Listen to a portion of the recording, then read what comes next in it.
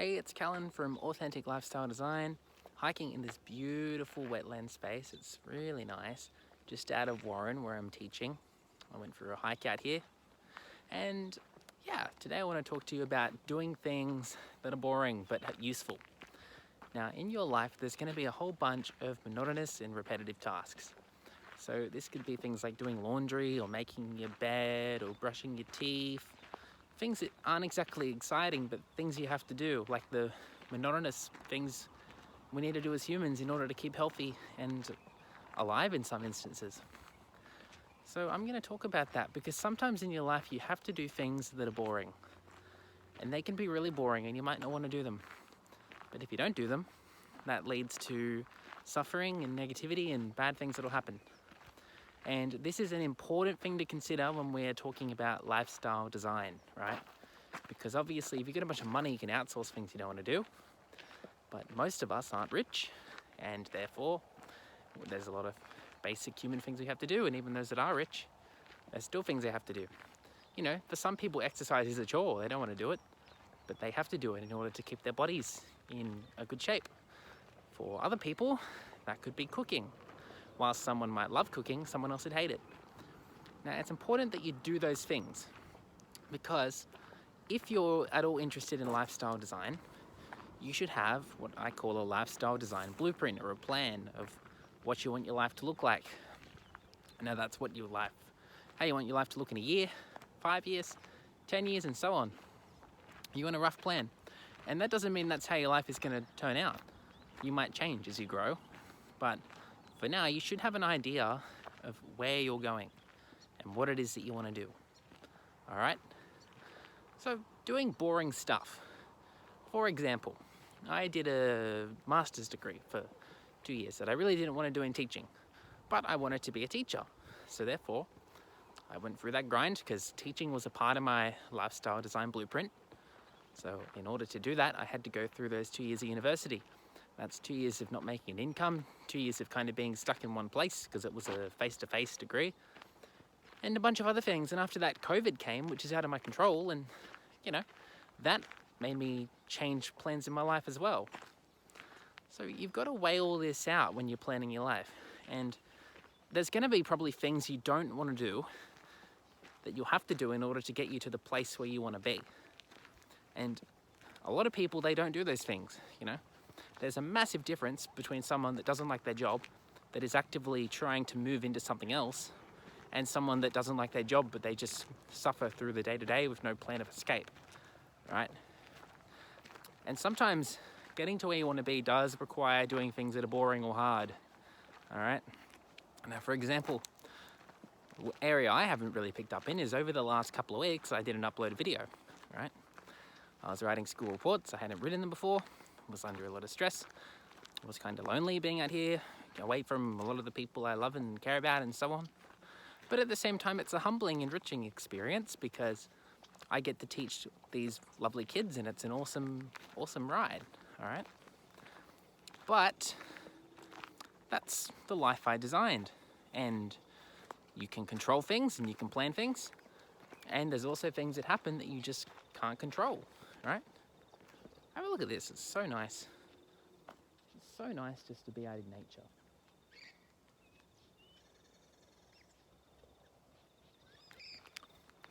There's so much life out here, it's incredible.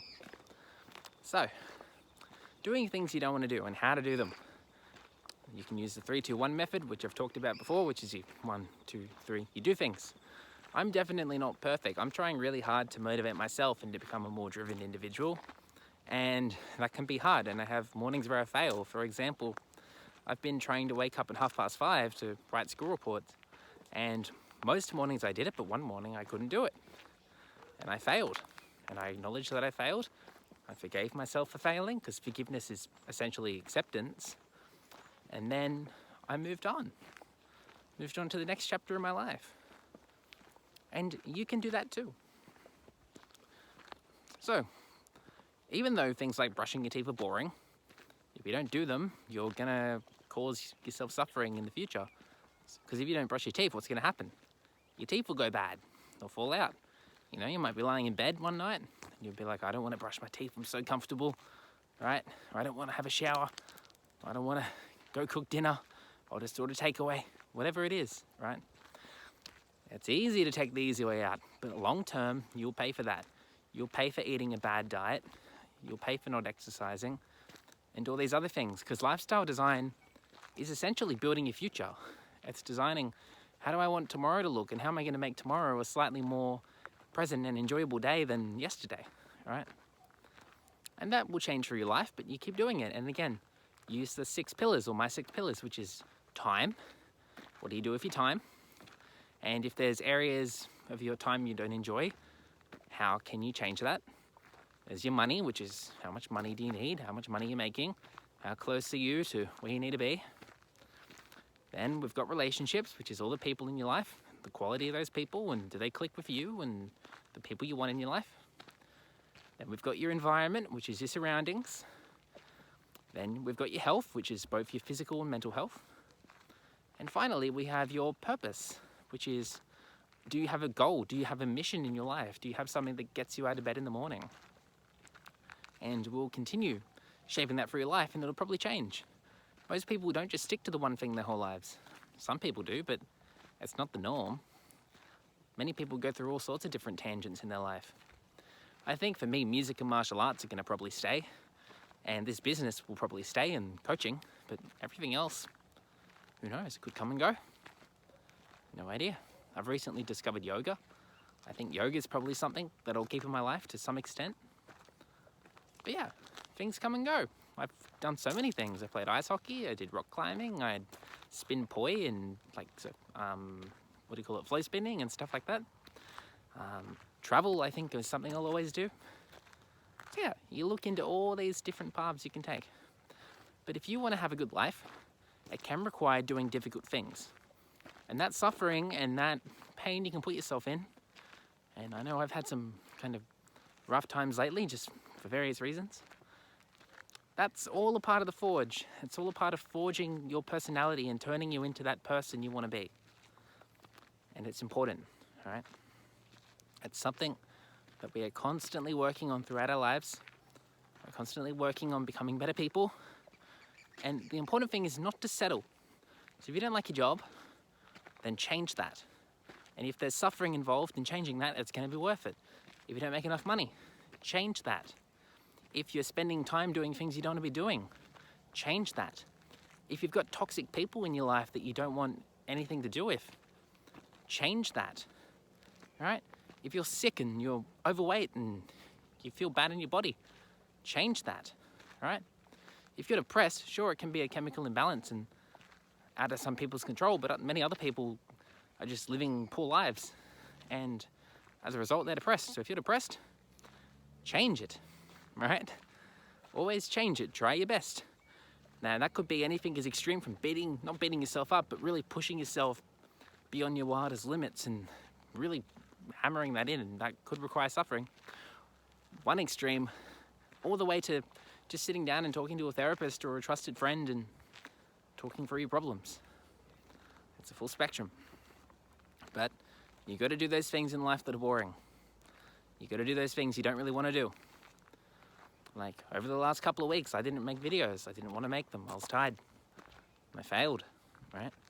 But that's okay, because I'm making one now. I'm getting back on it. And that happens throughout your life. You will fail.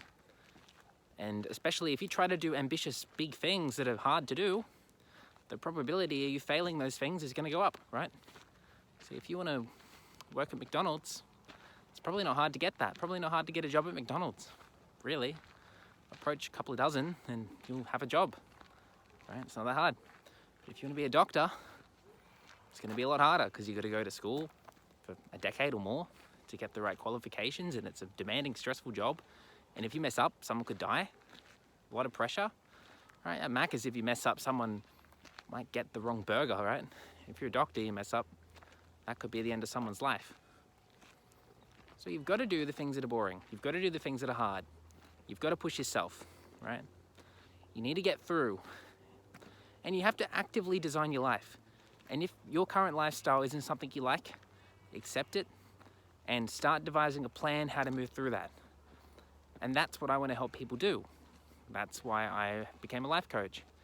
so that I can help people to design that dream life and then to actualize it and to keep those people accountable as they take the steps that are necessary for them to achieve their goals. Now, for me, that's wanting a lot of freedom, a lot of time to myself to go inward, enough money to live comfortably. I don't care about being rich or the materialistic aspects very much. Having good, open-minded, relaxed people around. And so many other things. So you've got to figure out what you want. And you've got to go inward and you've got to figure out that. You've got to sit down with a piece of paper for a long period of time in a room by yourself and really dissect it. Dissect where you are now and explore it and think about where you want to be in the near future. And if you do that, the rewards will be tremendous. You'll wake up happier, you'll wake up healthier, and overall you'll just be so much more fulfilled in your life. And that's really what I'm doing now. All right? So at the moment, my life isn't exactly where I want it to be, but I can see the pieces of the last 5 years or so all coming together, and it's starting to flesh out. I can actually see it now. It's still an idea, lots of parts of ideas, but there's other parts that they're not really ideas anymore. They're starting to become real. I'm starting to live and breathe them. And that is fulfilling, right? There's no substance or temporary high or thing you can buy, right, that is going to give you that feeling of that inner fulfillment, that you're happy, that you're content, that you're on your purpose, that you're living an authentic, full life. So if you gain value from that, give this video a like, comment, share it with someone that might help me to grow this channel so I can trend it in the algorithm, and I will catch you soon.